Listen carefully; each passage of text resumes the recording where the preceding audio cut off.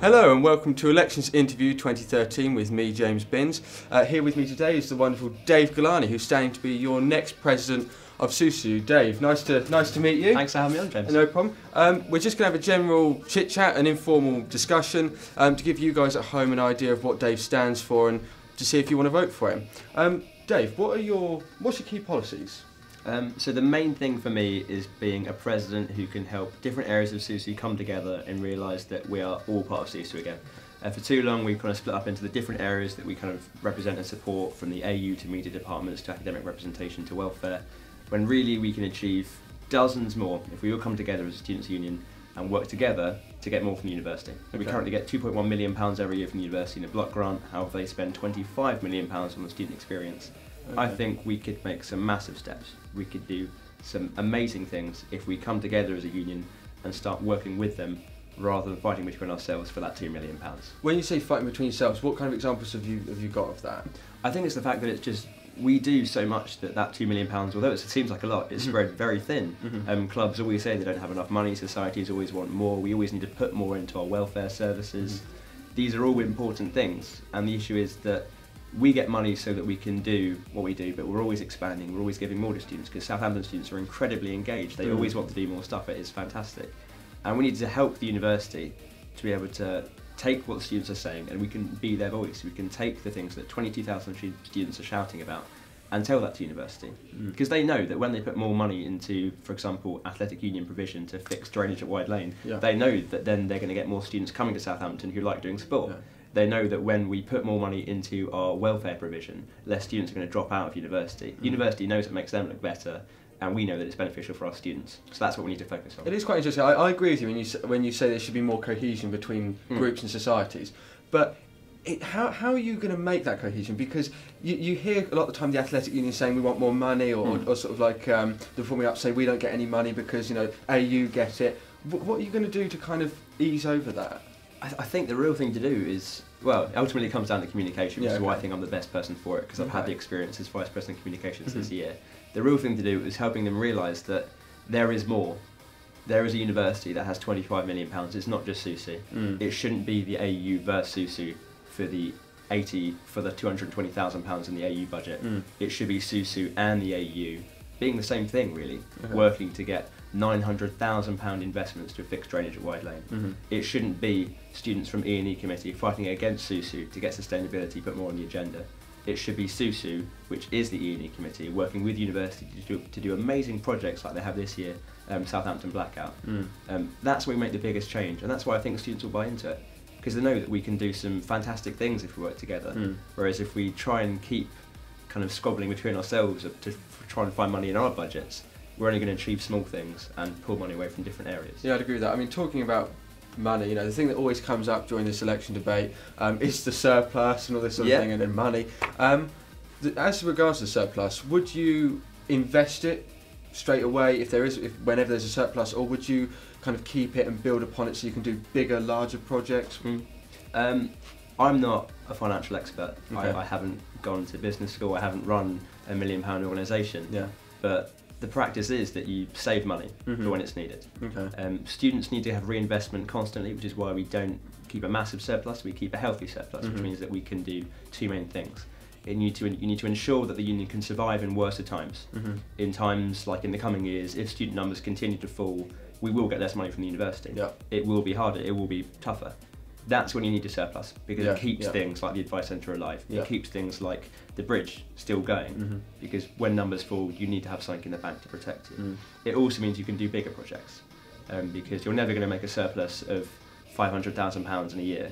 I'm not promising to try and achieve that. You couldn't, which means if you can build up a surplus over a few years, you can then do really big projects. The key example has to be the bridge redevelopment. That took a few years of surplus to get together. It took working with universities to get them to part fund it, and when we did it right, because we saved some stuff up to do it. Yeah, actually, I mean, that's something that came up during the election debate, was the Quite a lot, was the bridge. I mean, I only want to sort of skim over that. I mean, do you think the bridge was value for money, good investment? I think so.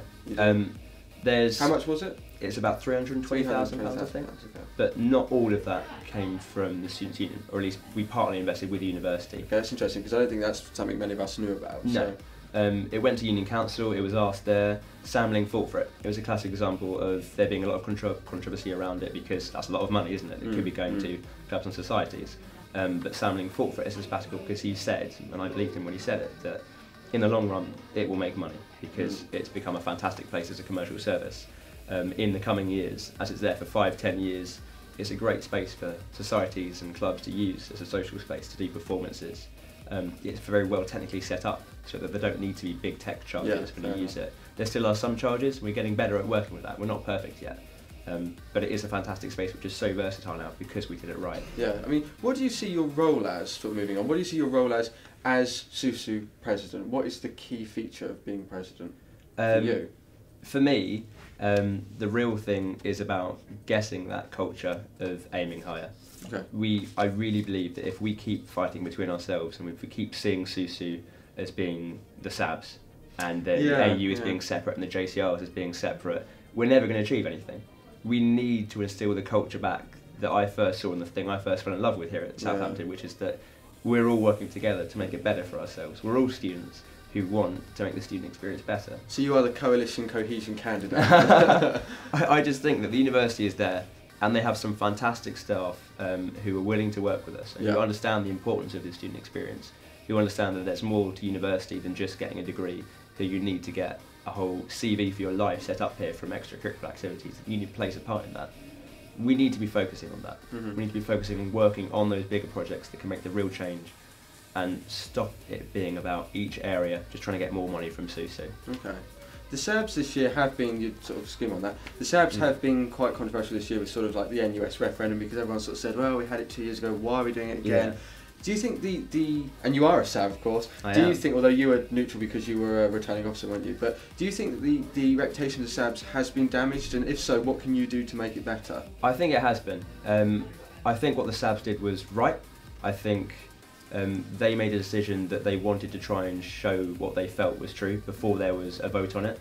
And then the important thing is that once the vote was done, once students said that we don't want to be part of the NUS, they then took that. They became representatives again and agreed that's what students have said, that's what we'll go by. Luckily enough, I was able to take a different stance then because, as you said, I was running the referendum. When you say luckily enough, what do you mean? Well, I think I made a decision back in, I think it must have been July time, when I said, I can do more benefit for the union to promote it democratically than if I can by trying to give an opinion on this position. Some of the other SABs decided a different way. They thought they could do more benefit for the union to try and get us into the NUS because they saw that being beneficial to students than to try and help run the democratic process. I thought I'm really good at doing democratic process stuff.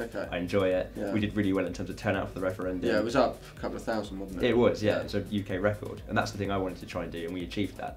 The key thing for your question about how we can rebuild that reputation, I think some of it will naturally progress. I think a new year means a different culture. I also think the idea that we come together, which is the thing I said at the start, and we start feeling like we're all part of this union, will help to remove that bad culture. Because at the moment, sometimes people do see SUSU as just the SABs, which is terrible because the SABs do so little compared to what every student achieves. When students do volunteering in RAG, that's fantastic. When students are getting involved in running a society and organising students even though they're only 18, that's fantastic. How will you engage with students? I mean, is Union Council the best way of doing that? Oh no. Union Council is there to set policy and hold officers to account. It's not there to engage students. I think some students do find it interesting, and for those students we made it open and transparent this year, which means that any student can come, which is useful. Yeah, that's good. But the main way you engage students is by letting them do what they love.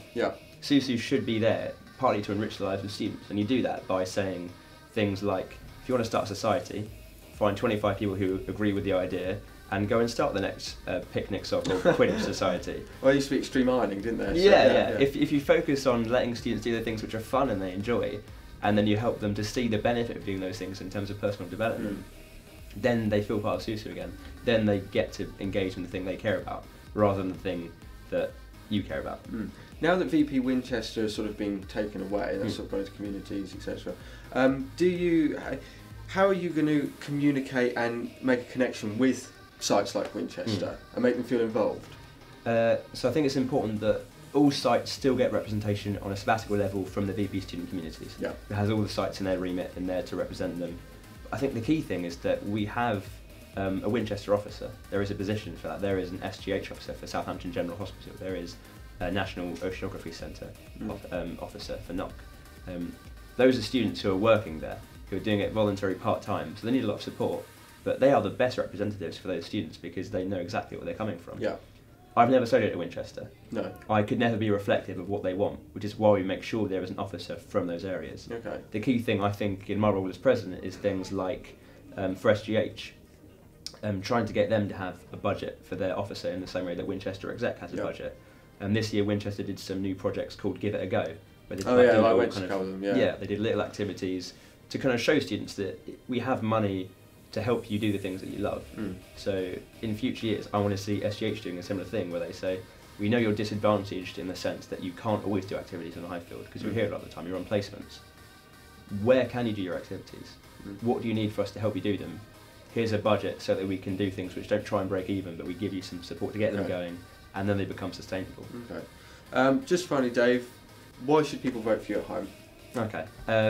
The main reason why I think you should vote for me as the next president is because this idea of aiming higher and coming together as one kind of community, which is 22,000 students, we can achieve so much more by doing that than we ever could by fighting over the budget we currently have. We could do so much more than that, than any individual policy in any candidate's manifesto.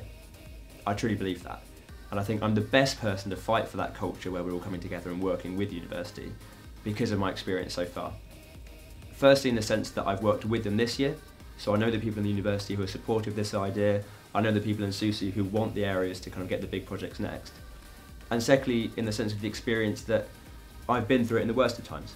After the NUS referendum, where we were falling into those groups, I've seen SUSU fall into that kind of bad culture of feeling like it's not one place. And I've come through it still wanting to give a year of my life to this place. I don't want to let it go back to that. I know the stakes and how high they are. And so I want to do everything I can to make sure that we get to that ideal where we're all coming together and achieving those bigger projects rather than just working on the little things. Excellent. Thank you very much for that, Dave Gilani. Join the Gilani army. That's the one, yeah. Thanks, Joe. Don't forget, voting opens today. It's already open, goes through till Friday. If you want to catch anything else that Dave has said, read anything about his manifesto, you can do that on, www.susu.org/manifestos? I think that's one. susu.org/elections, just to make sure you capture elections. everything. There you go, that one. Join us again next time when we'll have Pee-wee. Thanks very much, guys.